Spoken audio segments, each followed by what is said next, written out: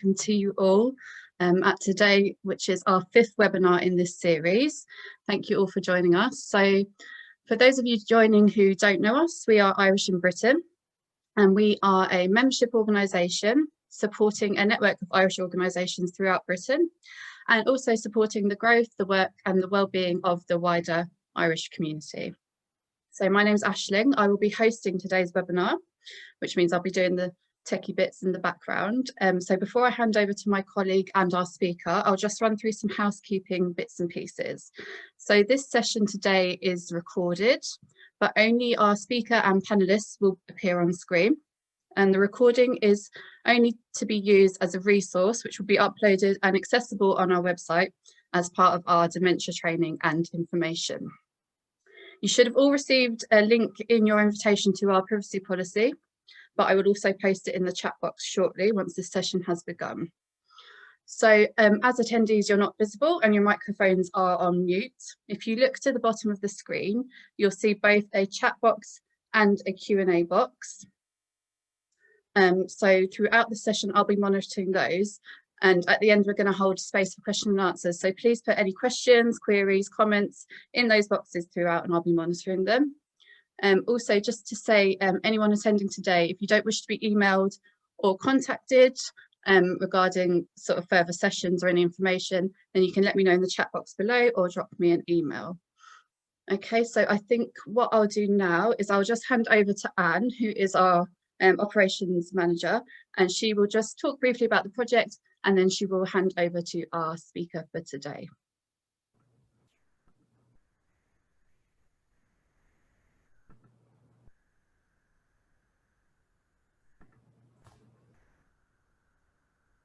Hi all, I'm standing in today for Zibby, who's our Quivner coordinator. She would normally do this bit, but she's off this week. So just to give you a quick overview of this programme, the IIB Quivner campaign has been running since 2012. Quivner is the Irish word for memory.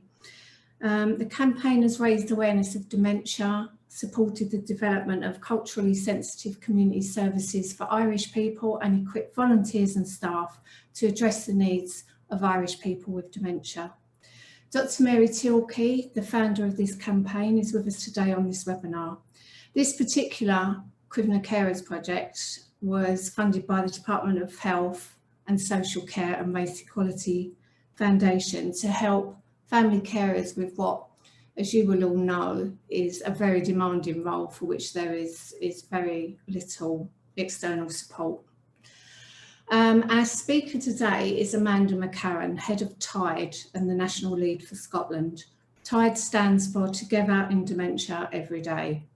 Amanda has worked in health and social care settings for over 16 years and is speaking to us today from that perspective, but also because she was a former carer for a grandmother who had vascular dementia. So she fully understands the personal stresses and strains that come from caring for someone with dementia. So without further ado, we'd like to hand over to Amanda for this session. Thanks, Amanda.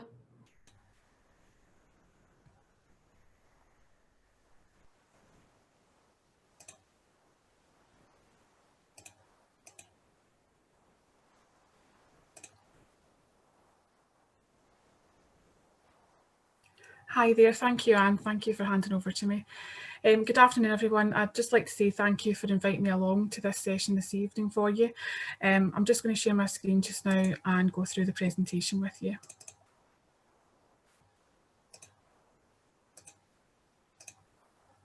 Okay, so this session is called You Can't Pour from an Empty Cup, and it's really about putting yourself first. As Anne said, my name is Amanda McCarren and I'm the Head of Development for TIDE, and I'm also the National Lead for TIDE in Scotland, and I have experience of caring for somebody with dementia, and that was my grandmother who had vascular dementia.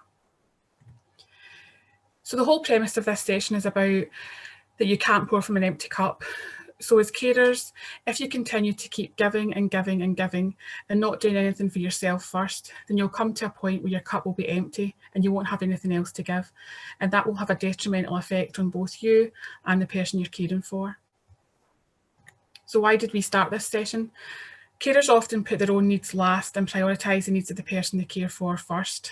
But you need to take care of yourself, dealing with all the stresses and strains of daily life as a carer, as well as talking about or acknowledging what is happening in your lives, or listening to other carers talk about their lives, is an extremely emotive process. And we want to help you to think about looking after yourself and give you some key practical hints and tips which you can use in everyday life to help you. And that was what we thought about when we were working with our carers on our network. We understood that when they started engaging with Tide, they would be speaking about their own lives and how vulnerable that makes them to talk about intimate details about the stresses and strains of caring for somebody with dementia. But also by connecting with other carers and listening to their stories, we realised it does evoke a lot of emotions, and we wanted to support people to do that. And that's why we started this session. So I'm going to talk a bit today about self-care and self-compassion. I'm going to take you through a carer case study and about taking the first steps of doing something for you. And I'm also going to give you some key kind of practical hints and tips and suggestions on how to fill your cup up so you don't run on empty. I just want to make sure the session's safe. We do this all the time with Tide, and it's really to make sure that everyone can feel as comfortable as possible. So again, when we get to the stage of question or comments, only share what you feel comfortable sharing. There's no pressure to do anything. If you just want to listen today, that's absolutely fine. If you need to take a moment or a break in the session, or something's happening in the background, we're all at home at the moment and it's quite hard sometimes, then feel free to do that as well. There's a handout that comes along with the session, so don't worry too much about missing anything. I'd like us all to respect each other's views and experiences, because we've all experienced different aspects of caring for someone, and whilst we might have some common threads that we share, everything is individual to the person, and we need to respect that with each other. Maintaining confidentiality, so what's said today in today's session should stay in today's session, and I'd like everyone just to adhere to that. And lastly, the thing that we always advocate at Tide, please just be honest about how you feel. You don't need to pretend with us. If you've had a really bad time or you're really struggling, then please hopefully feel free in this session that it's safe to do so and to talk about it and be honest about how you feel. So this is the first kind of aspect I wanted to try and get us to think about today, and it's about putting your own oxygen mask on first. And for any of you who used to experience the kind of older fashioned safety demonstrations on aeroplanes, they used to always tell you that when the oxygen mask came down from the ceiling, you should put your own oxygen mask on first, because you can't help anyone else if you can't breathe. And that's really the premise of today's session. Taking care of yourself first is the most powerful way that you can begin to care for others. And if you don't put on your own oxygen mask before you take care of anyone else, you won't be able to breathe. And so really what I want to do today is hopefully look at ways to help you breathe. What can be your oxygen and what can we give you to do first? It kind of really all centres around about self-compassion, and it's really that thing about when you put everything to do with yourself at the back of the queue, and really it's about first breathing in compassion for yourself and then breathing out compassion for everyone else. There's kind of two aspects to compassion. There's the compassion that we have for other people, which is what carers prioritise and do first, and then we have the compassion for ourselves, which is what you tend to do last or neglect altogether. And it's really important to have that compassion for yourself, and it's not self-indulgent, it's not selfish, it's actually the opposite of that. By doing something for yourself and for caring about your own feelings, your own thoughts, your own emotions, then that's actually one of the least selfless things you can do, and it's one of the most important things you can do to maintain that caring role. So I want you to think today about, having that compassion for yourself and recognising what you're doing as a human being, the extremely and incredibly difficult role that you're trying to do, and just have that bit of compassion for yourself going forward. And the last thing I just want to do before we go into the kind of crux of the session is just to really say, don't compare yourself to others. It's really hard and really difficult, because I think we do this quite often, is that we look at other people, we might look at other carers and think, well, what are they doing? And I should be doing that. And we put that really unrealistic expectation and pressure on ourselves. So one size is never going to fit all. You're all individual people, and what works for you will be different. So find today what works for you and don't worry about anyone else. If you can find just that one thing that will help you, that's a huge achievement and a step in the right direction. So what I also want to just kind of say at the beginning is that what I talk about today, you might not be ready for it just now. You might be in a place where you think, I don't know how that's going to help me. You might have already tried it in the past and it hasn't worked for you, and you're not sure how it's going to work now. or you might actually be in a position today where you're ready to take that step. And I think that as carers, you all instinctively know when you're ready to take that step in doing something for yourself.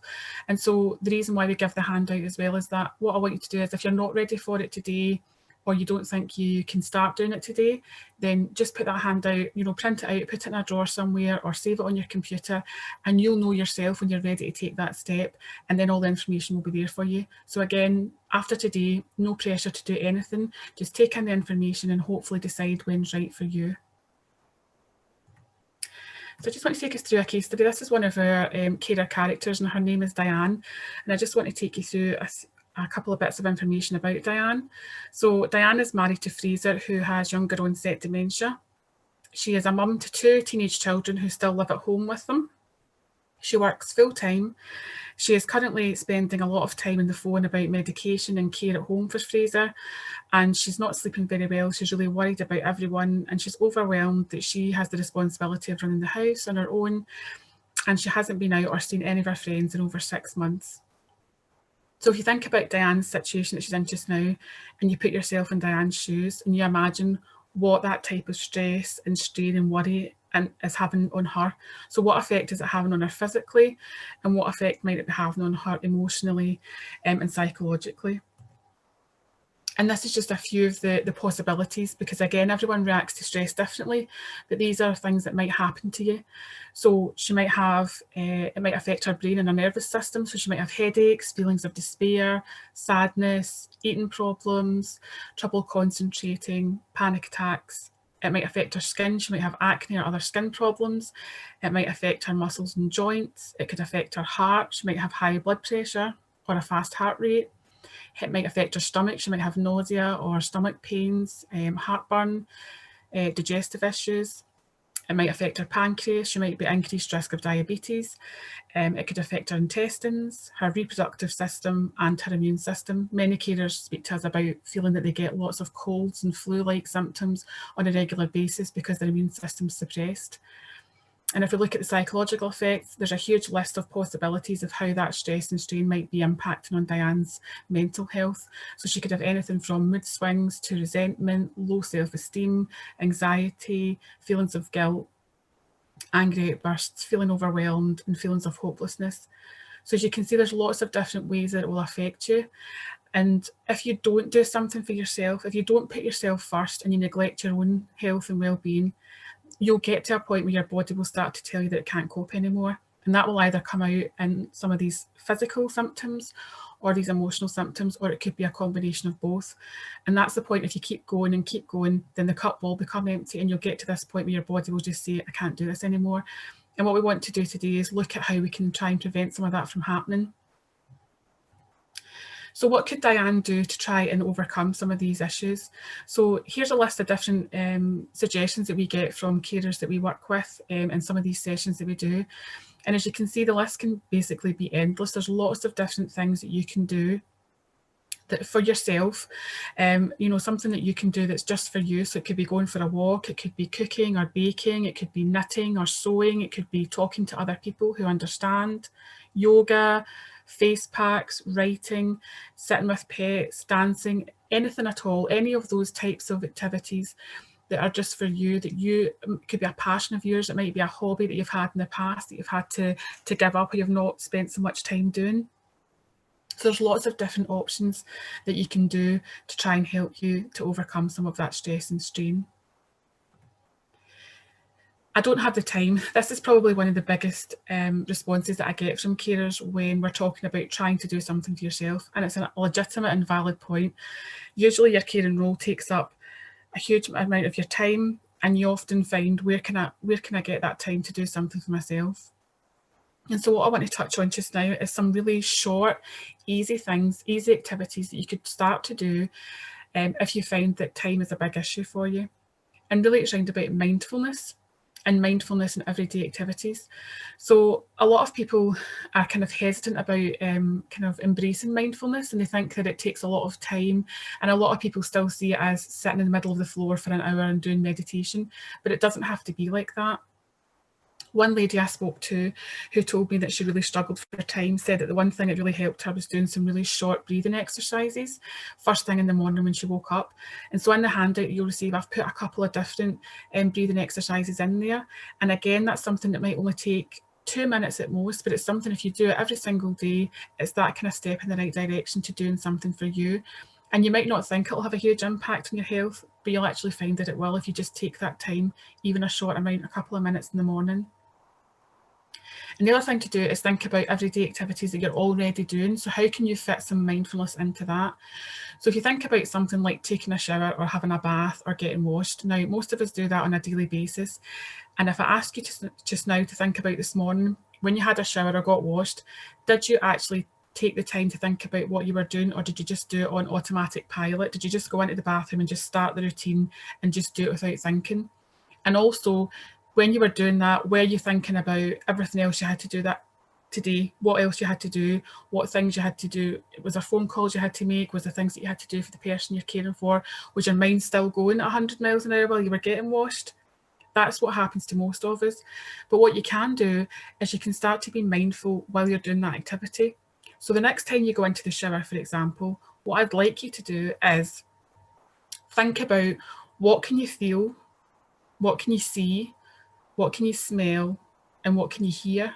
So your shower gel, for example, what colour is it and what does it smell like? So next time you put it on your skin, take the time just to smell it and actually think, what does this smell like? What does it look like? What does it feel like on your skin? What does the water feel like on your skin? What colour is the bathroom wall? If you're in the bathroom, what do you hear? Can you hear traffic outside? Do you hear birds outside? Do you hear other noises from the house? Focus and concentrate on all the things round about you. And while you're doing that, it just means that you are being mindful and present in that moment, and your brain just gets that couple of minutes to stop focusing on going 100 miles an hour and focusing on all the different things that you're worrying about or the different tasks that you have to complete that day. And even again, for that short amount of time, it just takes your mind away from worrying. And it's something that you're doing anyway, so you can fit it into your daily routine. Another way to do it is if you're making a cup of tea or coffee or a drink, again, what does the mug look like? What does the liquid taste like in your mouth? Is it hot? Is it cold? What colour is your kitchen? What does the kettle look like? When you look out the window, what do you see? And you can implement this kind of process in lots of different activities. So if you're going out for a walk, for example, think about what does it look like round about you? Is it windy? Is it sunny? Is it raining? And it can be even something as simple as if you're going to look out of your window. So if you stand there for a couple of minutes, just look out the window and actually take in what's round about you. So what colours are there? What things can you see? What things can you hear? And by doing that, that's another way to just do something really small and take that step in the right direction. And finally, another one is to look for YouTube. It's a really great resource to have, and a lot of the items on it are free. So if you type in the search bar and look for guided meditation videos, a lot of them will come up and they'll have different timings on them. So you can go from something as simple as 5, 10, 15-minute videos right up to an hour or an hour and a half, depending on how much time you have. And again, it's good to just take your headphones, put them in and listen to a video, which a lot of them will be based on a story. So they'll take you through a story and get you to imagine in your mind the story. And again, it takes your mind off of worrying and thinking about what you need to do.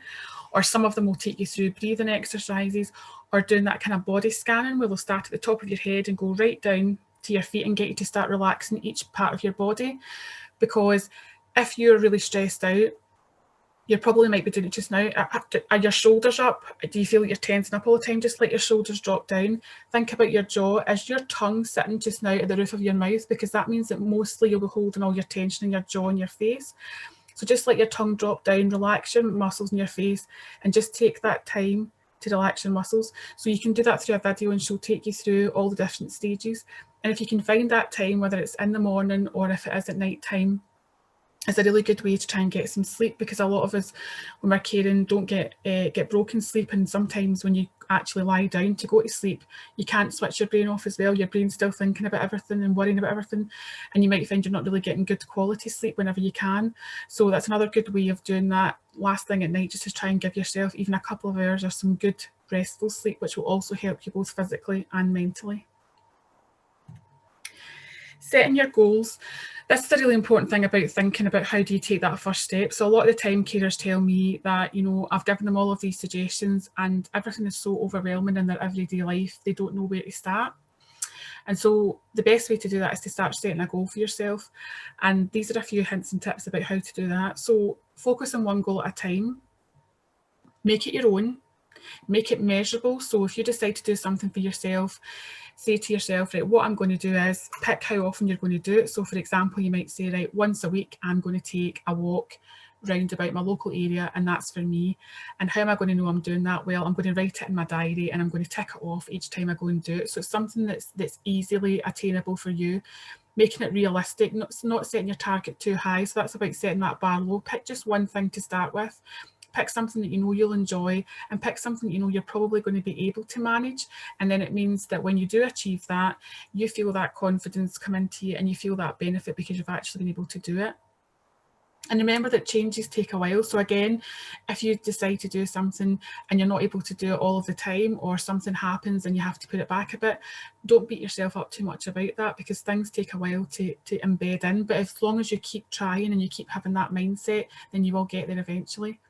And be flexible in what your definition of success is. So again, think about starting off really small, and it might just be that mindfulness in the morning or those couple of minutes breathing exercises. That's still really important and it's still a really good way to go.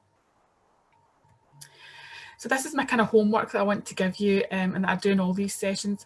And I want you to set your goal and just pick one thing. So when everything's there in front of you and you don't know what to choose, it's really important to set your goal and do that one thing. So think about all the activities that I've spoken about, and they'll be in the handout as well. Or choose something that you know, is your own, that might not be on that list, that you really enjoy, something that's a passion of yours, something that will really feed your soul, something that will make you happy. And it's for you, not about anybody else. It's not for someone else in your family. It's not about the person with dementia. It's about you. Pick something for you.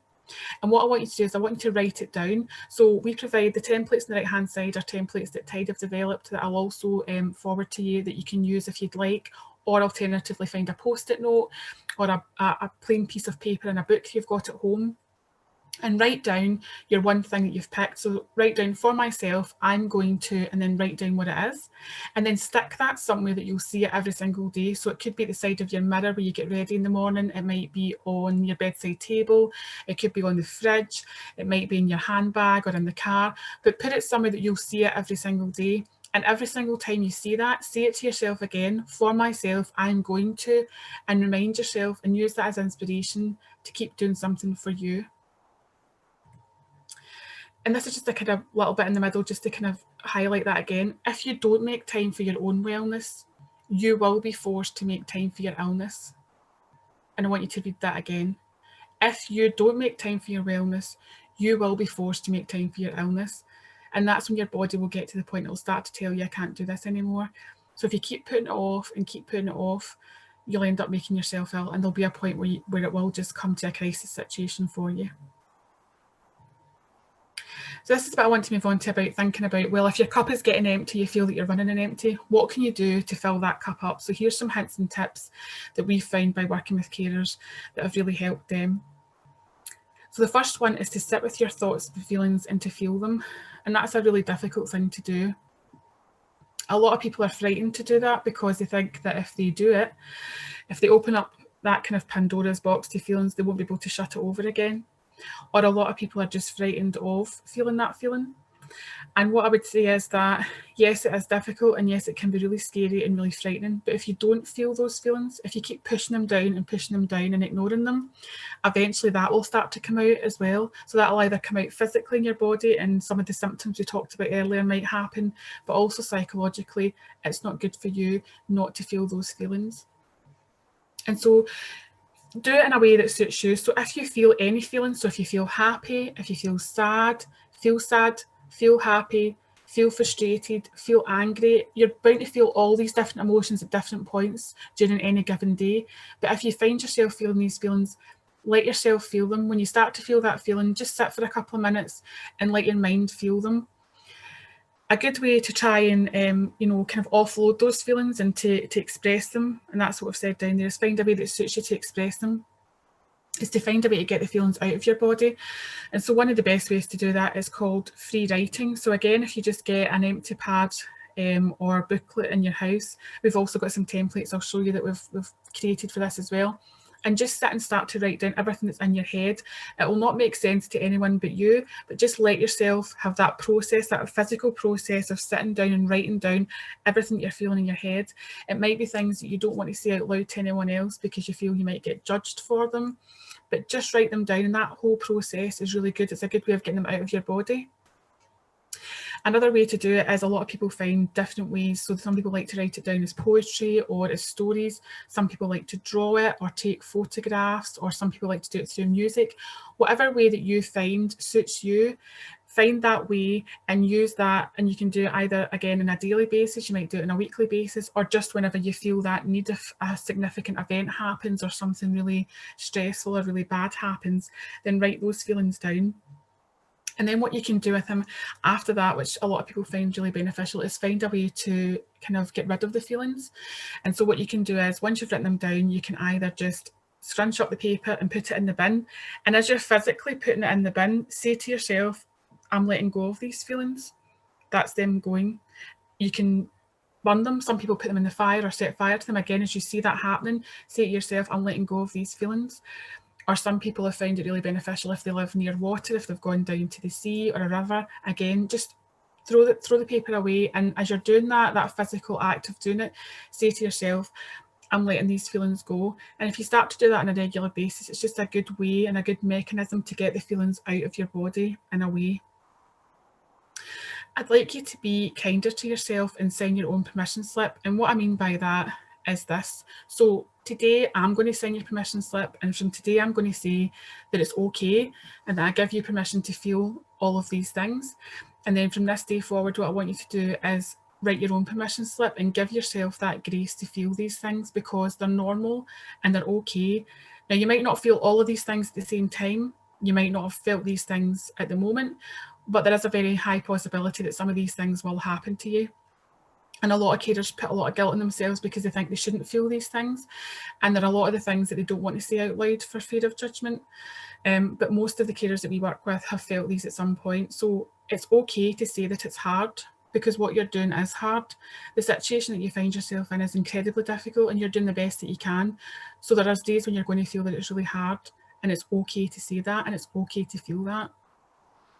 You're allowed to be angry or frustrated. Again, given the situation that you're in and the stress that you're under, you're naturally going to have times where you feel anger and frustration. And it's about feeling that. When I was saying sit with those feelings, allow yourself to be angry and frustrated. It's normal and it's natural.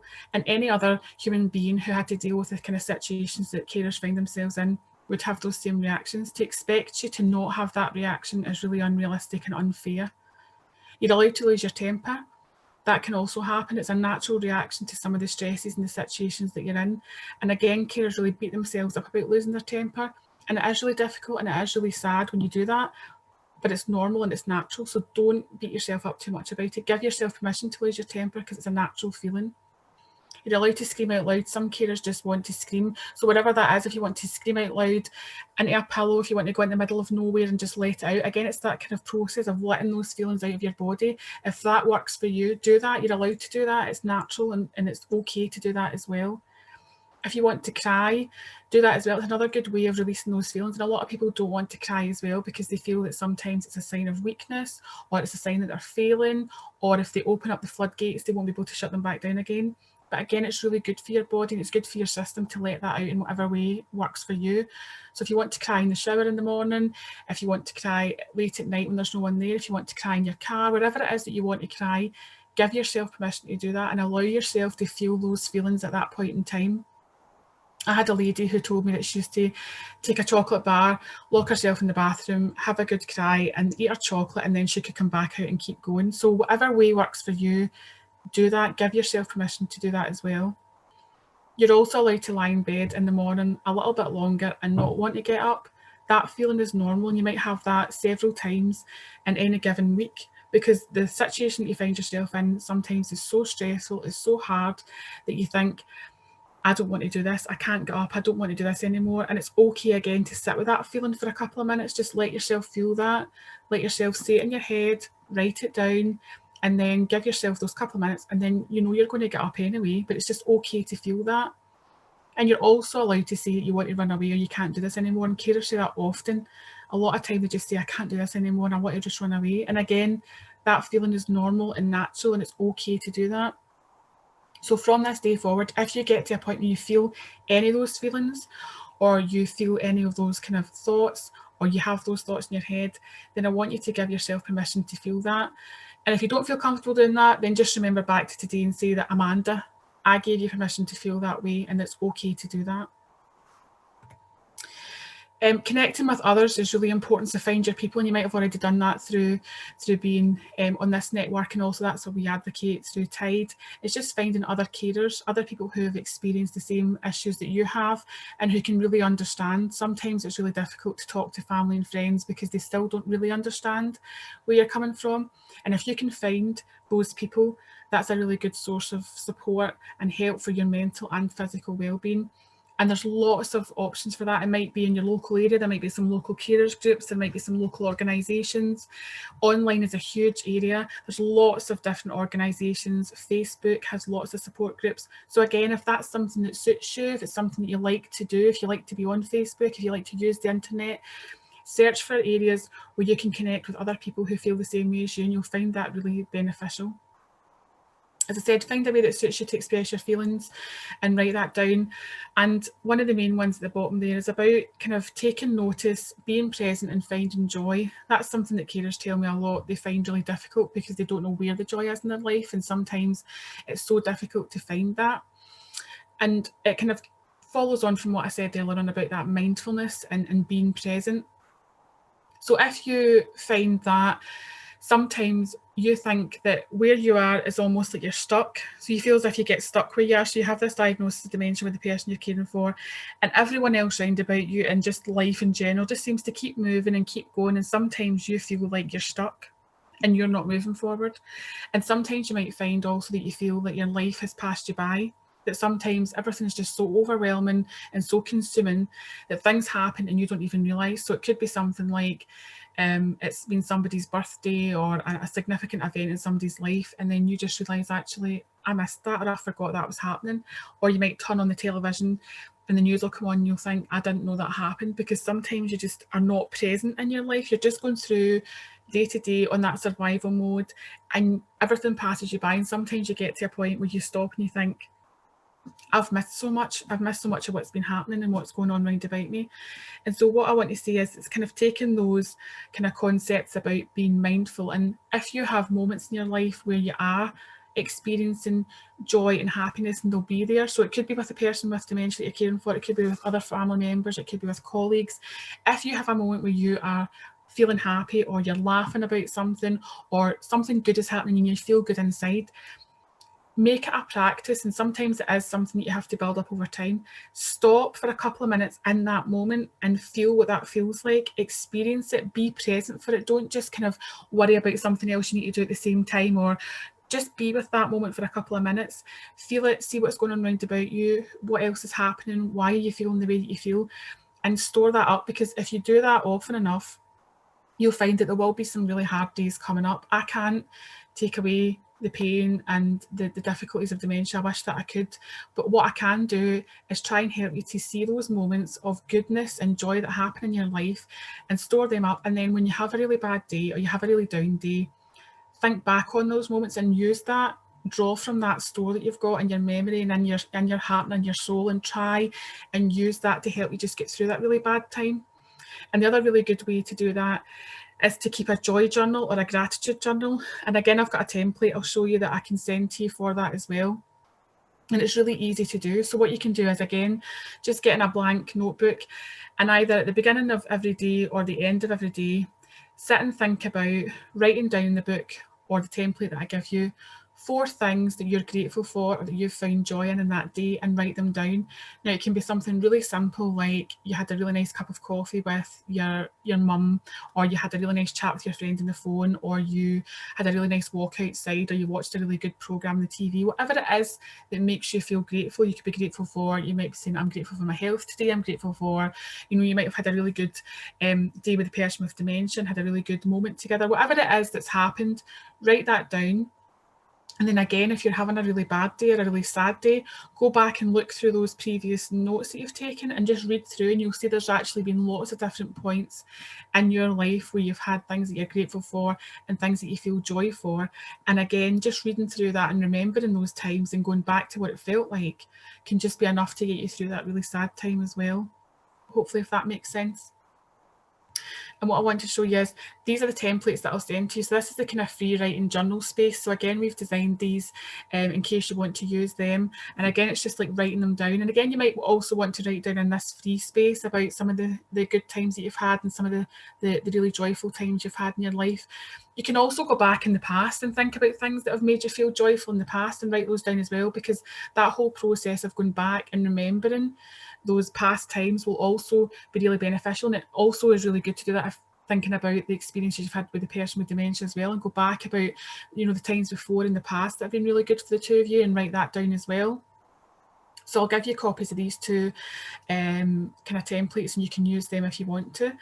And also, again, here are the gratitude journals as well. So we've also designed these to help carers as well. So again, you can download these and use these to write on as well if you want to. Or as I said, just use anything you have at home. If you've got a spare notebook or a spare pad of paper, you can do that really easily as well. And hopefully these types of kind of processes will help you to express how you're feeling, to help you to deal with the feelings. And I think it's really important just to have that outlet, to have those, you know, feelings come out. And also that thing about connecting with other people, if you're able to talk to someone about it, someone who understands, if you can verbalise how you're feeling as well, it's another really good way of getting those feelings out of your system as well. And so I just wanted to kind of finish off with this section really about talking about things to remember and to take away with you, is that you don't have to be perfect. Nobody's perfect. You know, we're all human beings trying to do what we can, and you're doing a fantastic job. You're doing a really fantastic job in the situation that you're in. I know it doesn't always feel like that, and we're always striving to do, you know, as much as we can, but nobody's going to be perfect, and you don't have to be perfect either. Having a bad day is okay. We all have bad days, and having a bad day is absolutely okay. Give yourself permission to have that. And again, depending on what's happening, you might just have to have a couple of days where you're feeling quite sad and quite down, because sometimes those things can happen. So it's just about giving yourself that permission, giving yourself that grace, and just being allowed to be in that space and letting yourself take your time until you feel ready to be moving on to the next part. Small steps are also progress. So again, that's going back to when I was talking about setting goals. Even doing something really, really small to start with, like a small breathing exercise or a small mindfulness exercise, is a step in the right direction. It will be progress. And then you can just build on that. And that's about, you know, setting those goals that are realistic to you. So it has to work around about your life and what's happening for you. So again, that's why I said it's really individual. Pick what works for you and you do you. So whatever you find that works for you, do that. Don't worry about everyone else or what anybody else is doing. Do what works for you. Asking for help is a strength. Again, it's something that carers do often, is that they think that if they ask for help, that it's some kind of sign that they're not coping and there's a weakness there and that they're not doing the best job that they can. But again, it's the opposite. Asking someone for help is some way to go to helping you. It is a strength to be able to do that, and it might be through professionals that you're working with, it might be through other family members or friends, it could be other people that you've connected with. But if you need help, ask for it.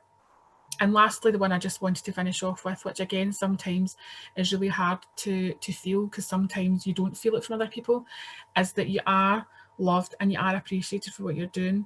I know it's really difficult, because sometimes, depending on where the person is with their dementia, they can't always articulate that to you, and sometimes it can feel like people don't appreciate what you're doing and that people don't, you know, give you that kind of love back. But what I want to say is that you are loved and you are appreciated for what you're doing. And as I said, what you're doing is an extremely difficult job, and it's really important for you to remember that and feel that as you're going through every single day.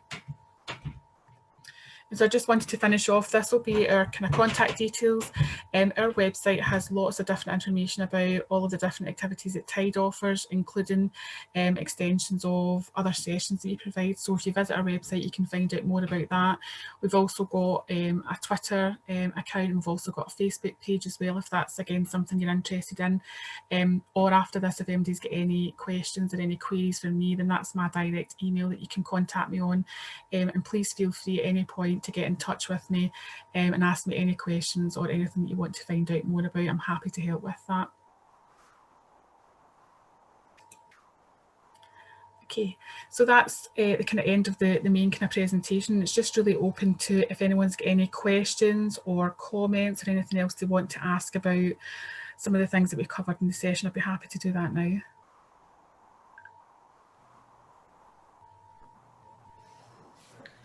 Hi Amanda, thanks so much for that. It was really good and very eye-opening, very natural. We've had a couple of questions. One that just came in there about the Joy Journal. Yeah. If it's been used by very many people and what kind of feedback you'd had on that.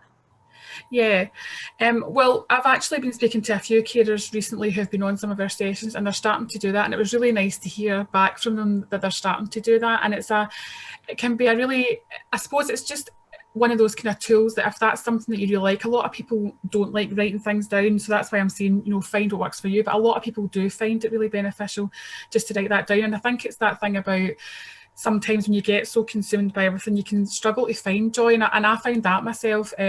I'm also a parent carer. My child's got significant disabilities, and I find that that's what really helped me as well, because there was points where I just couldn't see past, like, you're in, you know, you can't see the trees and you're in it all the time.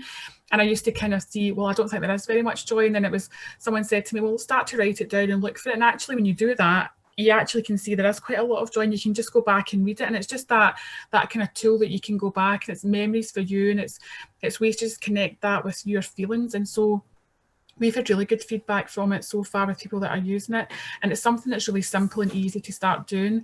And again, it's just one of those kind of practices that if you start it, it just becomes a natural thing that you keep doing. And it doesn't have to be every single day. Again, if it's something that you think I might struggle to do that on a daily basis, again, it could just be whenever you feel the need to do it. It could be every week. Just, again, adapt it to suit you. Don't feel pressurized because I've said, oh, you have to do it every single day. That's just the way that it's worked for a lot of people. But again, adapt it to whatever suits you and just find a way for it to work for you. Again, if you don't want to write it down, I've said to people as well, you can maybe do it on your phone. So you might want to type in, if you've got the memo part on your phone, you might just want to type a few things onto your phone, or you might want to do it through taking photographs of things. You know how if something's really good or something really joyful's happening, take some photographs and just go back and look through them as well. There's different ways that you can connect in with it, but it's just that kind of tool for you when you are having a bad day or you are feeling like, where am I getting this? Where can I find this joy? Actually, you'll find there is quite a lot of it in your life. It's just you're not always focused on it because you're just trying to get through. And I totally get that. It's just that kind of, you know, it's that kind of fight or flight response your body has. You just try to keep going and you don't want to kind of stop. So it's a good way of doing that, if that makes sense. Yeah, that's fine. Thanks for that. We had another question. Someone whose family live close by, but they're not actually very involved in their mum's care on a daily basis, but they are very critical of how she's looked after. Now, they find this upsetting, but don't want to cause conflict within the family. Yeah. That's a really hard one, and it is difficult, and I've experienced that throughout my career with family dynamics, and it's just, that's the way it is. You know, it's because of different family dynamics, and if you're the person that's the primary carer, which I'm assuming you are here, and you're the person that's there on a daily basis and you're doing everything, then obviously you have to do what you think is right in that situation, and you're doing the best that you can.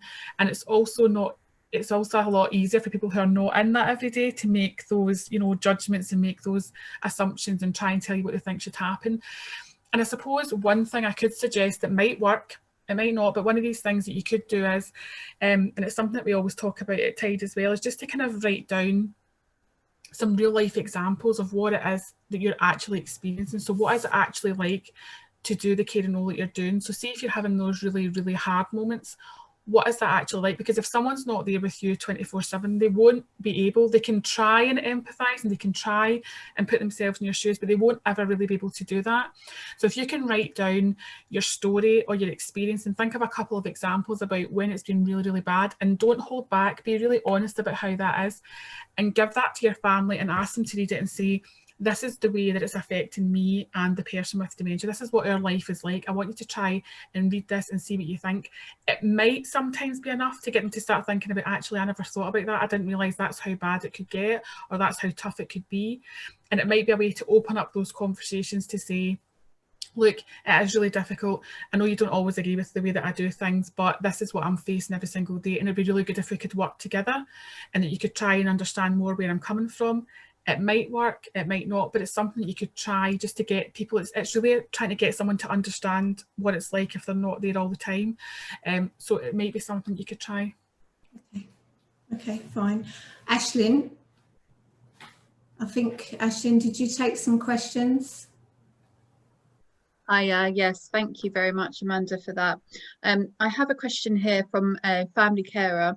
I think you might have touched on bits and pieces of this, but it's surrounding guilt. So the question is, my mum makes me feel guilty when I have afternoon respite once a month to go and have my hair done. So I suppose the question is sort of dealing with feelings of guilt for respite and time out.